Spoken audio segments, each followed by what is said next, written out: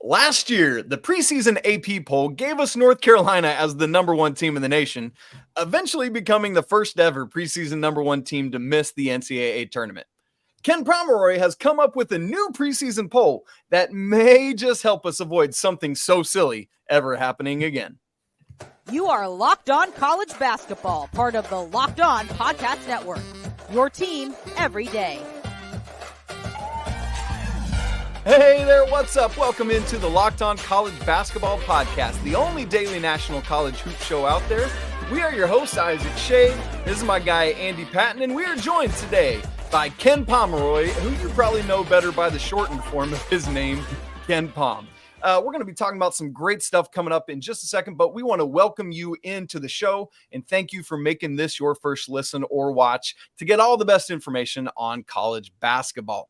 Coming up on the show today, we're going to be talking with KenPom about his new H.U.M.A.N poll. What exactly is that? We'll get to it in just a second. And for those of you who have probably heard the name KenPom for years and know that it's something with college basketball and rankings and all that, we'll get you caught up on all of that. So, Ken, welcome in. We love this idea of this H.U.M.A.N poll helping us rank not just a preseason top 25, but all 362 teams in Division I. Yes, we are down one team from last year's 363, and 352 of those are available to play in the postseason this year. So, Ken, this new H.U.M.A.N poll, what does it stand for, and how did you land on this idea?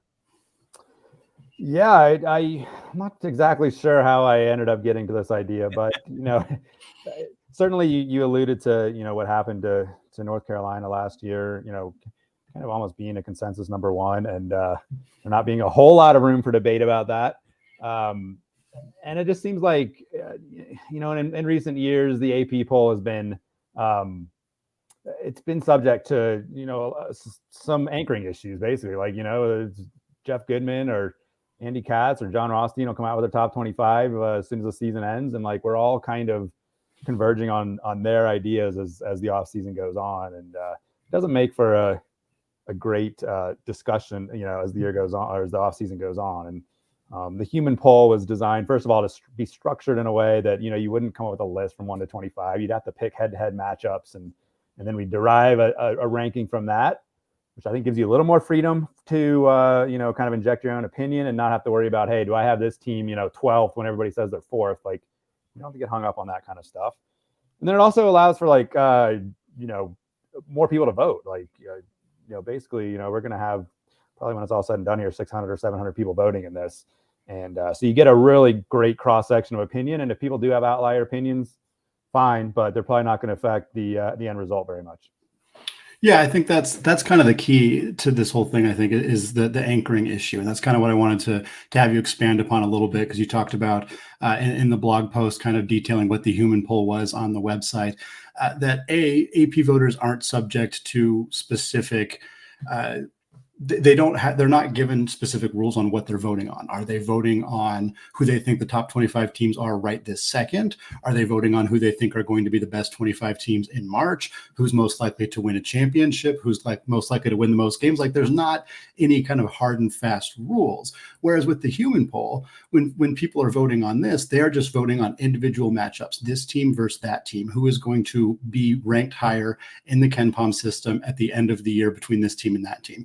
And I think that kind of takes away not only the kind of vagueness of what you're actually ranking, but it also helps kind of alleviate those issues of, like you said, Goodman has this team 4th, or, North Carolina, like you said, with North Carolina, like we kind of talked about, they were projected to be 6th, 7th, 8th, and then they added Pete Nance, and then all of a sudden everybody had them 1st, and it felt like you couldn't put them lower than that. Like, there was this pressure almost, and this eliminates all of that. And it feels to me like that's kind of the key difference, not only having, hundreds more people voting, which should give you a better sample size and less outliers, but it also just kind of eliminates that concern that, we're not voting the way everybody else is. And does that mean we're wrong? And should we just kind of fall in line type of thing?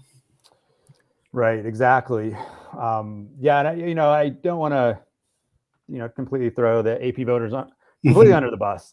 But yeah, the anchoring issue is a big deal. And like, the lowest vote for North Carolina among the AP voters was third last year. And so, there just was no diversity of opinion. And that's not to say that if we had done the H.U.M.A.N poll last year, North Carolina would have been somewhere else. They may well have been number one. Man, I wish we had the numbers from that. Like, it would have been really interesting to have the H.U.M.A.N poll last year. Yeah. I mean, one of the like additional benefits of this method is that you can get information on like how much people like a certain team. You can also, also publish like the exact, picks, all the picks, like how did, this team rank against this team when they were matched up. So one thing you can get from the poll is like, hey, how much favored was number one over number two? How often would they have been picked by, the electorate? Like right now, like I don't want to get into specifics and like spoil the results of the poll, but like 2 and 3 are like very close in the poll. They're going to be very close when the poll gets published. And like when you interpret the numbers, it's going to be like number 2 is like a 52% choice over number 3. It's like they're basically tied. Like there's no difference there. And even if North Carolina would have been number 1 in the H.U.M.A.N poll last year, I suspect you would have found that they were, not a runaway number 1, which is the impression you would get from the AP poll when like, 80% of the people voted the number 1. Yeah. Well, that's interesting. It almost makes it like a tiered approach, like you get when you're making, when you're drafting fantasy football. It's like, oh, these 3 running backs are far superior than 5 through 7 or whatever it is. So that's an interesting aspect of this as well. So Ken, we've been talking about this H.U.M.A.N poll. Would you explain exactly how it works, who can vote on it, and what you would be doing if you're voting in the H.U.M.A.N poll? For sure. Yeah. So the part about who can vote is pretty simple. Like if you're a subscriber to my site, you can vote. You can head on over to the blog. There's a link there to get you to your ballot. And then your ballot is a list of 50 matchups. So nothing too exciting. No information added other than 50 matchups. One team against another 50 times. You get 100 total teams in that batch. There's no repeat of teams. The matchups, most will be competitive. Like you're not going to get, the top team against the worst team in college basketball. We want matchups that you have to think about a little bit. You might get 3 or 4 that are pretty simple, but most of them will be not so simple. And then we take all of those votes from all those people and we plug them into a formula, kind of like an ELO formula. People are familiar with that. You just basically, pretend like, every vote is a game. So if you pick, West Virginia over St. Joseph's or something, like that's like a game, like West Virginia beat them. And we add, process all those games through this algorithm and you get a list of popularity, essentially, superiority, whatever you want to call it, 1 to 362. And, it ends up being a pretty good poll, I'll say. Like, I'm not going to say there aren't outliers in it, but I'll stack it up against the AP poll this year. I'm really excited to see how it all shakes out. And we're going to put a link in the show notes for those of you who are interested in doing it. Of course, as Ken said, you do got to be a subscriber to the site, but that is highly, highly recommended. And for many of you who are listening to a college basketball podcast in early October, if you are not a subscriber to Ken's website yet, you should definitely be among those. The poll's going to end here shortly. So definitely as you're listening to this, make sure you go do that shortly. But we do want to talk a little bit more about how some different factors might impact the H.U.M.A.N poll and also some of just the other preseason polls out there, including the transfer portal. We got rapidly shifting rosters in college basketball. It's going to make a big impact on all sorts of different preseason polls. We're going to cover all of that and more in just a second. But first, today's episode of Locked On College Basketball is brought to you by eBay Motors. Passion, drive, and patience. What brings home the winning trophy is also what keeps your ride or die alive. eBay Motors has everything you need to maintain your vehicle and level it up to peak performance. From superchargers, roof racks, exhaust kits, LED headlights, and more. Whether you're into speed, power, or style, eBay Motors has got you covered. With over 122 million parts to choose from for your number one ride or die, you'll always find exactly what you're looking for. And with eBay's Guaranteed Fit, your part is guaranteed to fit your ride every time, or you get your money back. Because with eBay Motors, you're burning rubber, not cash. With all the parts you need at the prices you want, it's easy to turn your car into the MVP and bring home that victory. Keep your car alive at ebaymotors.com. Eligible items only, exclusions do apply, and eBay's Guaranteed Fit is only available to U.S. customers. All right, back here, Locked On College Basketball. Isaac Shade, Ken Pomeroy here talking all about the H.U.M.A.N poll on KenPom's website. Very exciting stuff. Got a good opportunity to kind of learn what this is and how it's going to work. But Ken, I kind of want to transition to talk a little bit about some other elements of the H.U.M.A.N poll. And namely, I want to talk about the transfer portal. Because you're looking at teams like St. John's, who didn't finish particularly well in KenPom last year, but they have an entirely new roster. Joel Soriano's back. That's about it. It's a completely new team. So things like that are going to impact certainly how AP voters vote, how other people vote. But also when you're looking at the H.U.M.A.N poll, I feel like it's going to create a bit of a challenge as everybody has kind of adjusted to college basketball being something that doesn't have the rosters are just so dramatically different year over year. How do you kind of foresee that factoring into not only the H.U.M.A.N poll, but really just the KenPom rankings and overall how we evaluate college basketball in the preseason? That was part of the motivation for creating the H.U.M.A.N poll, is that it's I spend this week like chasing down kind of rosters for my own computer poll, and it is increasingly a burden. It always amazes me how some information gets reported in the off season and other information does not, and so some stuff just like falls through the cracks, and it's not until teams publish their official rosters that I actually like get all the correct information into my computer rankings. And but it is a challenge, I think, to create a good computer ranking now, given that there's so much roster movement, so many transfers, and then there's just other things like you throw in the seemingly like increase in international players coming over, players coming up from D2, D3. So just a lot to keep track of. And to me, that's where the H.U.M.A.Ns should excel. Like they should be able to, obviously, there are going to be some H.U.M.A.Ns that don't put in a ton of research into this, and I get that. But even if you just put in a modicum of research, I think people are familiar with the St. John situation. That's where the poll, from the results I'm seeing, really excels. Like the top 50, top 100 is really good. Like people are capturing some of the subjective information, I think, really well. As you get further down the poll, you get into the 200s, 300s, like people aren't going to necessarily dig into a whole lot of research on that necessarily, and they might base their votes more on reputation than anything. But that's fine. I mean, if we can get the top 100 to top 150 looking really good, that's great. And in the bottom 200 teams, teams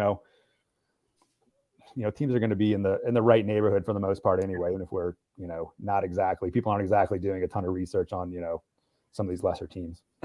Well, it does make me think about like how anchoring plays a role in how people vote when they get these two matchups, and hopefully they can reduce that and get that out of their brains. But I think that's part of what makes this H.U.M.A.N poll so special, is you just got to look at these two teams. And even if you have anchoring issues affecting your macro level, hopefully in the micro level, you can judge these two teams against each other. And I think that's part of the brilliance of this, Ken. So, I mean, all that said, do you foresee this being an annual exercise, this H.U.M.A.N poll? And if so, have you already found things in this first year's process that you want to tweak before rolling it out in the 24-25 season?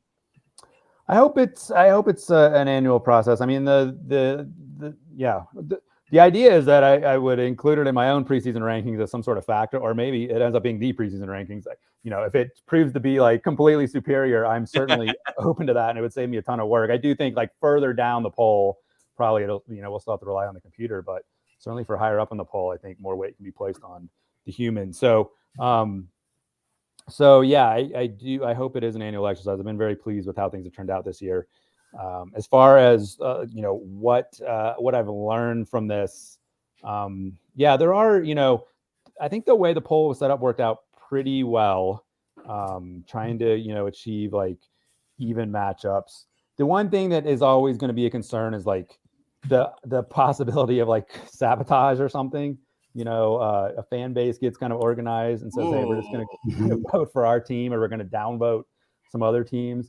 Like that's actually like a bigger problem in a like an AP poll situation where you could, if you hate one of the top ranked teams, you could just not vote them in your poll or something, right? And that would really sabotage the results there. Here, there's only so much damage one person could do. It's like it's pretty resistant to even like a kind of organized effort, because the people who subscribe to my site are, they're fans of all different teams. So like, even if one fan base decides to rise up and try to do something, like, for one thing, their team isn't necessarily going to show up on their ballot. Right. There's only even for the best team, there's only like a 40% chance they show up on your ballot. So there's that.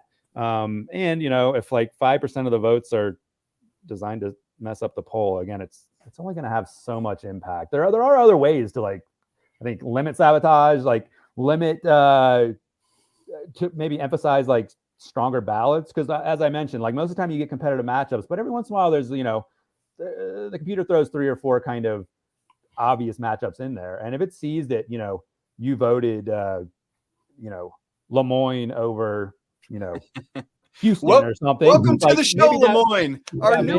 Maybe that ballot should be invalidated, right? So they'll have those thoughts too. But I mean, so far there has been none of that. Like, everybody's voting honestly. It's been awesome, and I'm very pleased with that. But I'm always on the lookout for shenanigans, and that's something that I have thought about.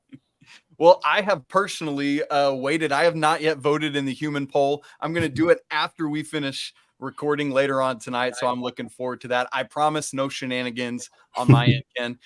It is funny as we think about, like, it could almost be like H.U.M.A.N poll versus the AP poll. And almost like, I hope that umpires in baseball aren't threatened by the idea of robot umpires. I hope the same thing is true here. I hope that AP voters see this as a good thing, a way to help increase and more accurately do what they're doing. So anyway, I think it's funny as we think about the AI-ification of things, that I hope this groupthink is a net positive. So Andy, keep going, brother. I was going to kind of close it out, Ken, with just kind of talking about the deadline here. Like, for people who've been listening, who are interested in getting involved in this, like, we tried to get this show out before the final day, but could you kind of let us know when that final day is, and maybe if when you're planning to try to roll out all of these results? I'm sure it takes some time to get all the algorithms sorted out, but are you feeling like you're going to try to get this out in the next couple of weeks? Oh yeah, it'll be out pretty quick. So the deadline is this Friday, October 6th at midnight. And I'll probably, it is a college football, it is a football weekend in general. So I'll probably post the top 30, somewhere on social media Saturday or Sunday. I could literally post it as soon as the voting ended. Like, it's, I have it that quickly. And then I just need to, find a place on my site to post the entire list. But yeah, it should be up pretty early next week. And, I have to get it up at some point soon, because I have my own ratings, which I'm gonna have to get up, at some point after that. So I want to give this some time to breathe, and for people to see it and react accordingly. But yeah, it'll be interesting to see what the reaction is. But I'm looking forward to it. We're curious to hear your own reactions once it's said and done. It'd be fun to have you back on the backside of it to talk about that. Do you have, and Ken, if you don't want to let the cat out of the bag on this, do you have a deadline for when your own rankings will go live on KenPom? I do, and I don't let the cat out of the bag. It's an industry secret. Okay. It's an Easter egg for somebody who's just randomly checking the site at some point, and they see the new ratings, and they can announce it to everybody on Twitter and take the credit for it. So it's kind of an annual tradition. Well, what's funny for me is I get up and look just about every morning already. Like, as soon as we hit mid-September, I'm like, let me just refresh KP today and see what's up. So very seriously, folks, we want to make sure that if you're the person listening to a college basketball show in early October, you're the kind of person that needs to have a subscription to KenPom. In fact, I've been reminded every time I look at it lately that my subscription ends on October 21st. So I need to get ready to re-up for the new year upcoming. But this is a great way to not only enjoy great college basketball content, but support Ken in what he's doing. You will be so glad you have spent money on this, and it will have been well worth it. So come on, subscribe. And that also means you can participate in the H.U.M.A.N poll. And so make sure that you quickly come hop in on KenPom.com. Speaking of which, we want to talk a little more general now about KenPom, moving away from the H.U.M.A.N poll and just looking at some things you've learned through the years, Ken, and how people can actually use the KenPom rankings and other data they find on your website. We'll talk about that in just a second. All right, folks, we are here on Locked On College Basketball today. Andy Patton, Isaac Shea, joined by Mr. Ken Pomeroy. Yes, he of KenPom.com. And so, Ken, again, anybody listening to or watching this show has to be familiar with you and your work. But for those who might not know how to accurately use it, could you just give a little primer, a little briefer on what people are looking for when they go to KenPom.com?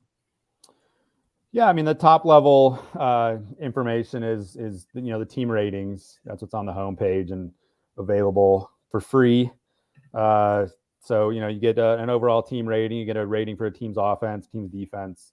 It's just kind of a high level reality check, I would say. It's an objective set of numbers to start your opinion making process or something like that.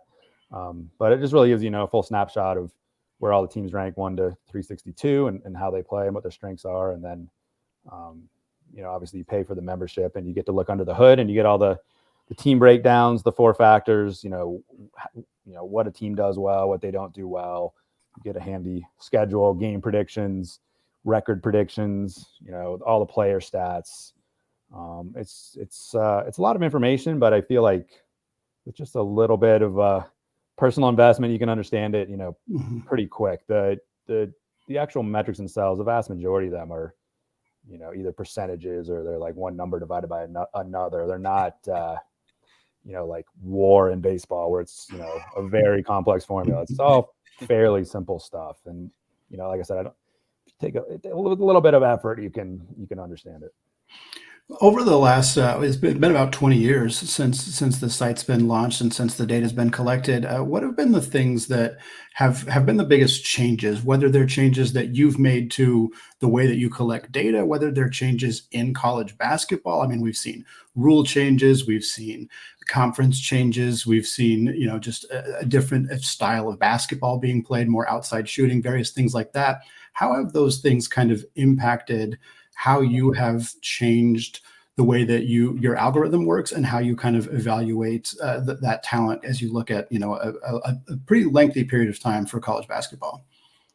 Right. Yeah. I mean, the site itself has changed, quite a bit from the beginning. The initial version, if you go on the Internet Archive, it's like monospace fonts, and I was only updating it, once a week. And I was just thinking about this the other day, like the player stats. I had this policy where I wouldn't post player stats until like 3 weeks into the season because I was afraid people would like look at some outlier 1 week into the season and, do bad things with drawing conclusions and stuff. So, and then, then I started updating it daily, and now it updates in real time, unless something breaks. So there's been that kind of evolution. I think with the game itself, I mean, obviously the biggest change has been the 3-point line, just the utilization of that. It's kind of had gone up steadily, pretty much every year I'd done it. In the last 3 or 4 years, it's flattened out. There's been that, obviously the transfer portal, we talked about that, player movement. But I mean, overall, the fundamentals of how to measure, what teams do well and what they don't do well, and how to evaluate, how players contribute and things like that. Like, for the most part, that hasn't changed. Like the algorithm really has changed in subtle ways, but not much. When I first started doing this, I didn't have preseason ratings. That's probably one of the bigger changes. 2011, I started doing preseason ratings, and now we have a lot of other people doing preseason ratings. But that really makes like early season ratings much more sensible and intelligent. And makes the predictions like so much better early in the season. So that was certainly one of the big breakthroughs for my site. Ken, one of the biggest storylines of this offseason has been just all the conference realignment news, even at the highest levels of the sport. I'm curious, and I've been thinking a lot about how like the bloating of these conferences, more and more and more teams, affects things. And then in conjunction with that, you get more conference games, which means less cross-pollination in the non-conference schedules, fewer non-conference games. How does that affect the algorithm and your site's ability to judge teams against all the teams in the nation? It's a big challenge. The main thing, you're right. The main thing is that there are fewer non-conference games, and it seems like that trend is probably not going to stop anytime soon.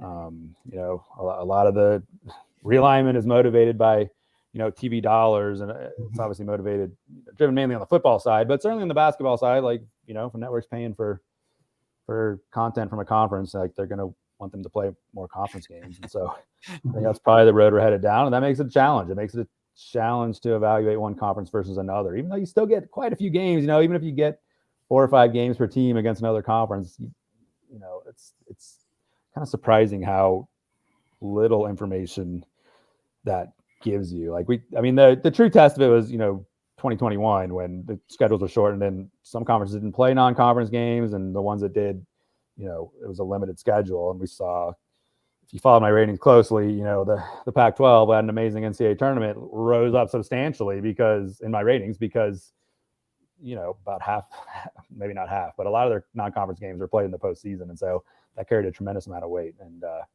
so, yeah, that's probably, to me, certainly from a purely rating standpoint, the biggest drawback of realignment is, dealing with the lack of cross-conference games. When you're kind of looking ahead a little bit, obviously the H.U.M.A.N poll is something that is new this year. So certainly we're seeing kind of some different evolutions, some changes, some ideas that are kind of coming out of the site. But are there other things that you kind of foresee, whether it's changes to how you're calculating data, whether it's just changes to the website in general that you kind of think might be coming down the pipeline, whether it's during this season or next season or kind of going forward? Yeah, I'd like to give my ratings a good refresh. I have, like I said, it's been this pretty similar algorithm for 20 years. And,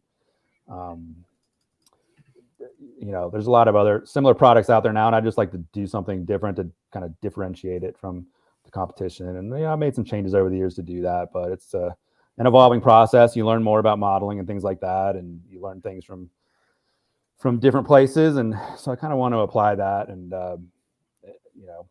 we'll see if that goes anywhere, but that's certainly on my list. Improving the preseason ratings, that's on my list as well.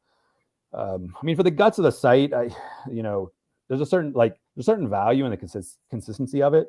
So, people have used the site for years and kind of know what to expect. And I hate to completely revamp the site. I know how frustrating it is for me when a site I use, some sort of social network or whatever decides to move something and in the name of refreshing their design. And I don't want to do that to my coaches and media friends who have busy things going on and don't want to try to relearn where things are. So that kind of stuff is, I'm a lot more reluctant to make major changes to the guts of the site. And we say thank you for that. I got a routine, Ken. I get up, I use the bathroom, I make my bed, I get my coffee, and I check KenPom. And I can't be fooling around trying to figure out where everything is. So thank you for that. So one of the pieces of news, guys, that we learned on Wednesday is the D1 Council was meeting about some updates to the transfer portal. We knew that kind of the goal was going to be to try to shrink down the duration of the window from 60 days, either to 30, or we recently learned that the Student Athlete Advocacy Committee wanted to stick to 45, and that is the number.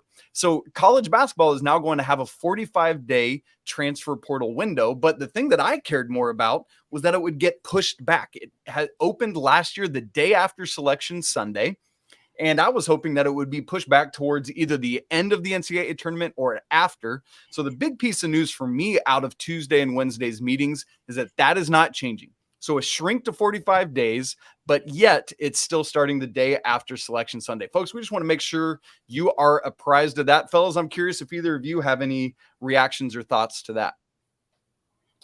Well, for me, there's obviously a lot of interest seemingly in pushing back that window till after the Final Four or whatever to the start of the window, which makes sense. But I think functionally it doesn't matter when you start that window. Like Chicago State season ends something like February 24th or something. And if somebody wants to transfer from Chicago State, it's not going to be a secret until Selection Sunday. I just got to tell you, people are going to know. And so as far as the beginning of that window, while it might feel good to push it back a little bit, I think functionally it almost doesn't matter when it starts. The word is going to be out no matter when you start that window. That's right. Yeah, I'm with you, Ken. I think as somebody who covers Gonzaga, I remember being at an NCAA tournament game last year while writing an article about Dawes Amack being in the transfer portal and whether Gonzaga was going to pursue him. And I'm thinking, if I'm splitting my time writing about this while also covering a game, like how is Mark Few able to do this? How is the coaching staff? So I do think there are some kind of tweaks and uniqueness about that, but also at the same time, like kids having to wait a month at Chicago State doesn't necessarily make a lot of sense either. So it's going to be interesting to see how that shakes out and how that continues to be tweaked going forward. But Ken, want to thank you so much for coming on the show, for taking the time to explain the H.U.M.A.N poll, to talk a little bit more about your website. Of course, a really powerful tool for everybody in college athletics, whether it's coaches, players, media members, fans, etc. And we're really happy to be able to have you on to talk about that stuff. Thanks for having me on, guys. I appreciate you letting me get the word out and all the plugs for the site. Appreciate it. And hopefully we'll talk again this season. That's going to wrap us up for today here on the Locked On College Basketball Podcast. Thank you so much for making this show your first listen or your first watch of the day. Shout out to those everyday listeners and those of you checking out the show on YouTube. If you have not done so yet, go to youtube.com, search Locked On College Basketball, and hit that subscribe button. We're real close to 1,500 subscribers, but we'd love to get to 2,000 before the start of the season. So again, go hit that subscribe button if you haven't done so yet. Thank you so much for listening. And until next time, as always, peace out.